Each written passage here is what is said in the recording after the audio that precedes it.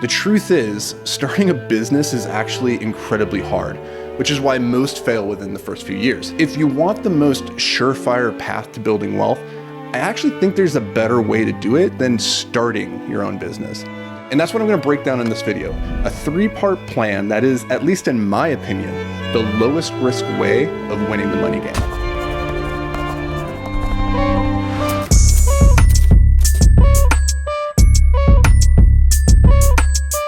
It starts with step 1, develop a superpower. There's 2 pieces of advice that make me throw up in my mouth whenever I hear them. Number 1, follow your passion. And number 2, work on your weaknesses. Now, the theory behind these 2 nuggets of well-intentioned wisdom is fine, but the theory isn't always helpful in the real world. And in my experience, these 2 sound bites are practically useless when it comes to making money. Truth is, we tend to enjoy the things we're good at. And if we enjoy doing it, we do more of it. And because we do more of it, we get better at it. We humans tend to repeat the actions for which we are rewarded. This is called a virtuous cycle, but it works the same way in reverse with the things that we suck at. Because we suck at them, we tend to not do them as much, which means we never really improve, and therefore the sucking just continues. Here's the takeaway. Passion is most often simply the byproduct of competence. Unfortunately, most people just aren't competent at any skills that would enable them to make large sums of money. I know I certainly wasn't. Now, to make matters worse, when you're young and you're in school, you're taught the importance of being well-rounded. And to do that, we're told we should work on our weaknesses. But when you do this, you just become average across the board, which isn't terribly helpful where making money is concerned, because being average means, by definition, you're really no better or worse than pretty much anybody else. And if you're no better or worse than everybody else, then you are 100% replaceable. Okay, so if pursuing our passion is misguided and working on our weaknesses just turns us into a lukewarm soup that nobody really wants, then what are we to do? Well, it's simple. Identify your potential superpowers and then lean into them. Now, when I say superpower here, what I'm really talking about are just your natural talents, the things you're inherently good at. For myself, when I was 28 years old and I was living in the back of that van, I audited my potential superpowers and I realized that I was actually an above average writer and storyteller because these were activities my dad rewarded me for by paying me to write him short stories when I was just a kid. So I leaned into those skills and started writing science fiction novels. Now, over the next few years, I honed this natural ability, but unfortunately, writing fiction just doesn't pay very well unless you're Stephen King or J.K. Rowling. So I pivoted and I combined my writing skills with my obsession with human psychology, and I stumbled into marketing. And voila, I struck gold. Now, your path and your talents are probably going to be a lot different than mine. Maybe you're naturally gifted at math and have a high attention to detail, so your path forward might be coding. Then again, maybe you're an extrovert and a great verbal communicator, so maybe you go into sales. Now, if you're watching this and you're thinking, well, that's all easy for you to say, I suck at everything, I got news for you. You don't suck at everything. You've just taken for granted the things you're naturally good at. Often, the people around us can see our strengths way better than we can. After all, it's very hard to see the picture when you're inside the frame. So if you're struggling to identify your potential superpowers, go ask your friends, go ask your family, and see what they've noticed that you're particularly good at.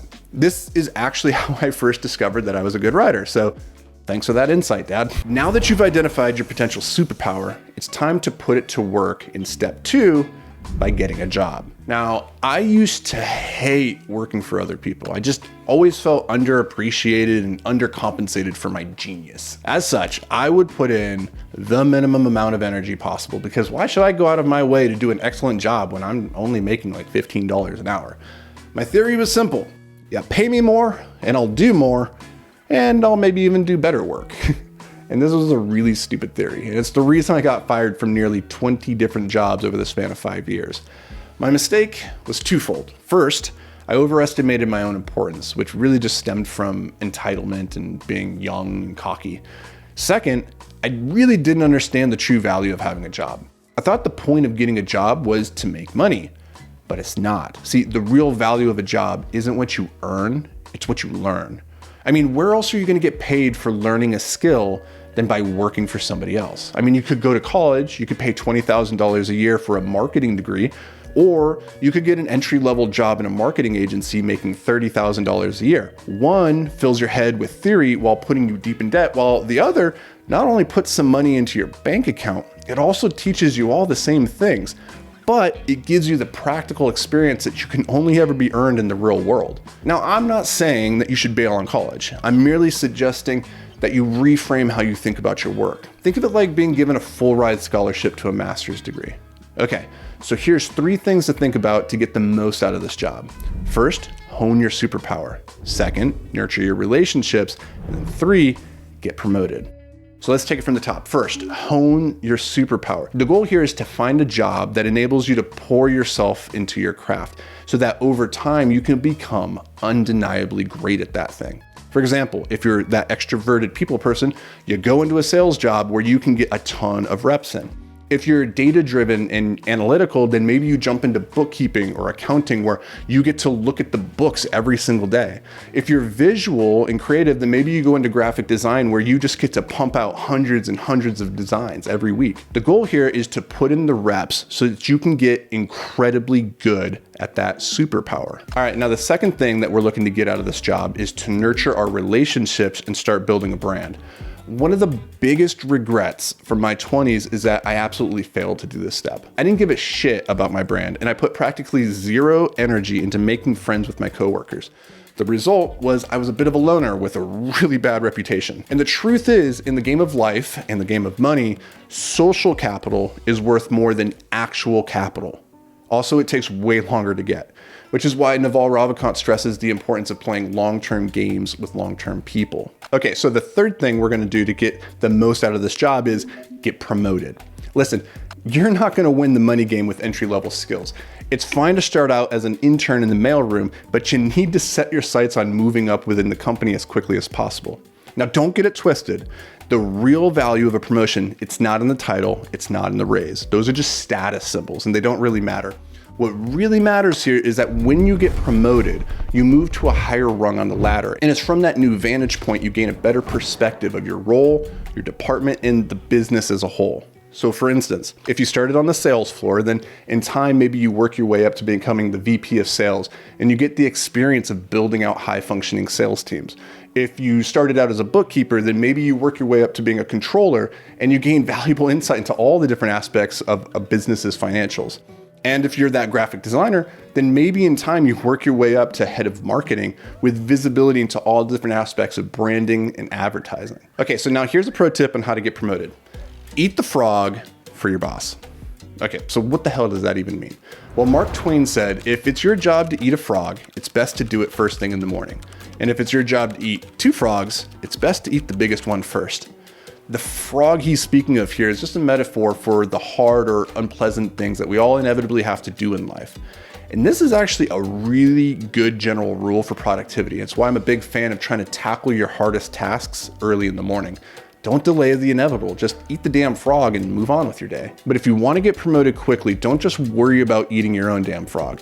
Pay attention to the frogs that your boss has to eat every day. What are those things that they have to do which are hard, unpleasant, or they just hate doing?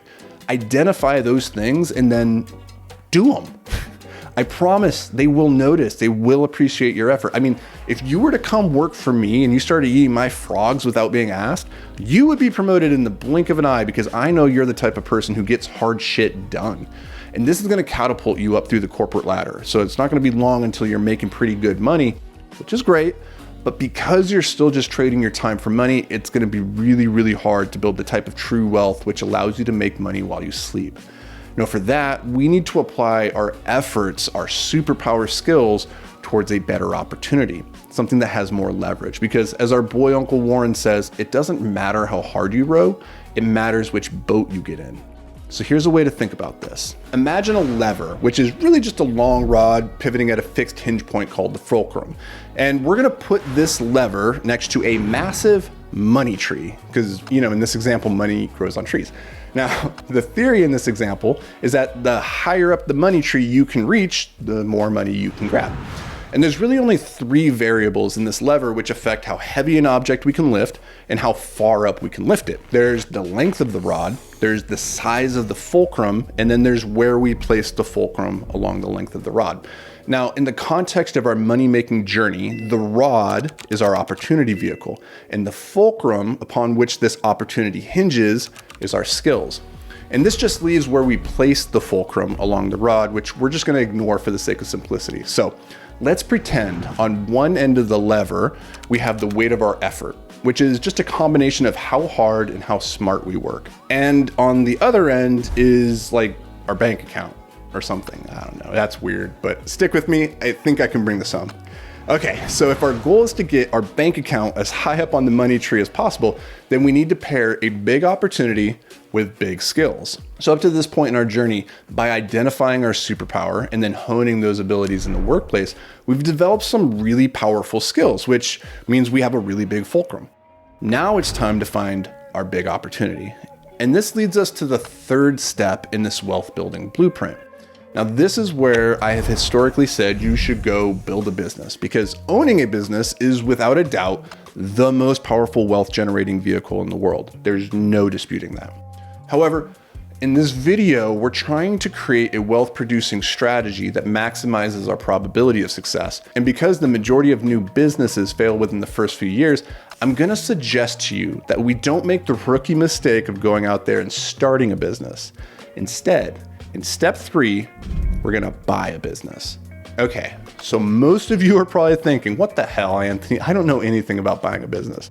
And I get it. On the surface, it sounds really scary, hard, and complex, but it's really not. It's way simpler, way more accessible than most people even realize, which is why this is such a killer opportunity hiding in plain sight. I'm gonna walk you through the process in just a second, but first, let's answer the question. Why is it better to buy a business than to start a business? And the answer is, again, most businesses fail within their first 2 to 3 years because they have to solve a lot of really complex problems to get off the ground and stay off the ground. In particular, they have to do 3 things to survive. They have to create a product, they have to find people who want that product, and then they have to deliver that product. And in theory, this sounds really straightforward, but it's actually quite difficult. So instead of starting our own business, we're just gonna skip over those frustrating early years filled with long hours and sleepless nights, and we're gonna buy a business that's already up and running and profitable. And the best part is, if you buy it right, you're gonna be producing income from day one. Now, here's why right now is the perfect moment in time for this strategy. And it's what people are calling the great wealth transfer. See, every single day, 10,000 baby boomers retire. And of those 10,000, 20% own a business. Problem is, most of them own profitable businesses that their children have no interest in taking over. And the crazy part is, most of these businesses don't even bother trying to sell. They just close up shop and retire to the beach. And this means there is an incredible opportunity right now to go out and acquire successful businesses that have already done the hard work of creating a proven product that customers are willing to pay for and a system for delivering that product. You just get to step in and take over operations. Now, ideally, the type of business you're looking for is one that you're already generally familiar with because you've spent years in that industry honing your superpower skill. I personally don't love the idea of stepping into an industry that I have no experience in. For example, I would hate to operate an HVAC or plumbing company because I'm not mechanically inclined and I don't know the first thing about how those businesses operate. However, I did work as a landscaper in college, so I've got hands-on experience there, and I would feel pretty damn confident stepping back into it. Now, I don't know what your particular skill set is, but I would encourage you to find something that plays to your strengths. Which begs the question, where do you actually find these businesses for sale? So there's really 3 good routes. First, you could go find a business broker. These guys are a lot like real estate agents.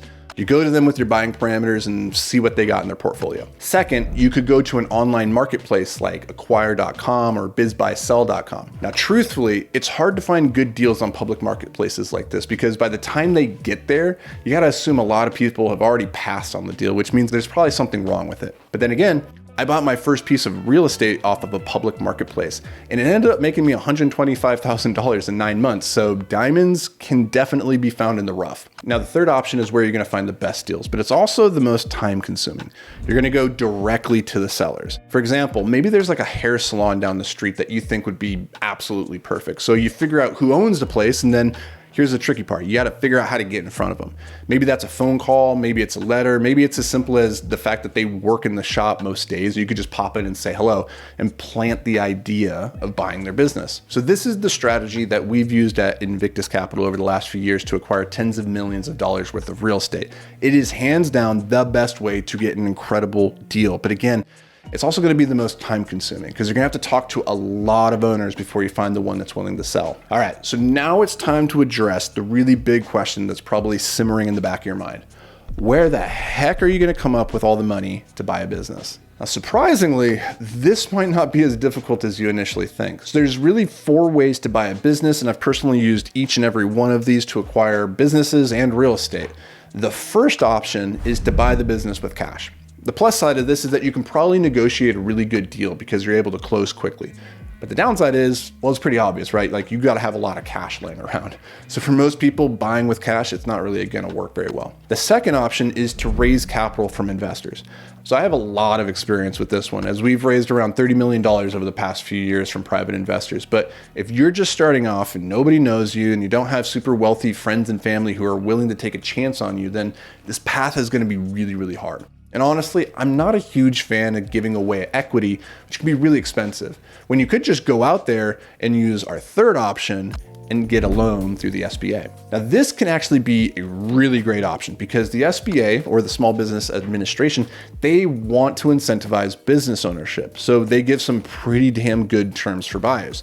They'll often finance up to 90% of the purchase price of the business, which means you just need to come to the table with 10%. Now, it's using this type of leverage that makes real estate in particular such a powerful investment vehicle, because you're able to acquire, let's say, like $1 million asset with only $100,000 out of pocket.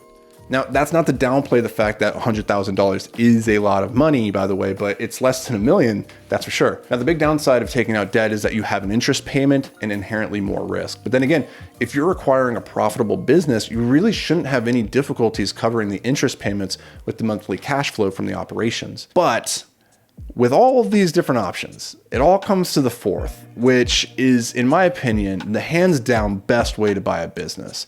It is seller financing. So the way this works is the seller is going to play the role of the bank, and you're going to buy them out over time. This is great for you because it requires less cash up front, but it also is great for the seller because they get the tax benefits of spreading out the payments. Plus, they get extra profit over the years from the interest rate. It's a win-win, which is why this is how 60% of all small businesses are bought at this very moment in time. Now, this video is really not intended as a deep dive into the world of buying businesses. If you want to learn more, there's a really great book out there called Buy Then Build by Walker Deibel, which I highly recommend you check out because in my experience, this is one of the best ways to securely build wealth in our current economic environment. And yet most people they have simply no idea that it's even an option for them. But with all that said, remember, this whole game plan that I've outlined here really starts by identifying your superpower skill. So before you click out of here, I want you to get down to the comments and let us know, what's your superpower? And I'll catch you in the next video.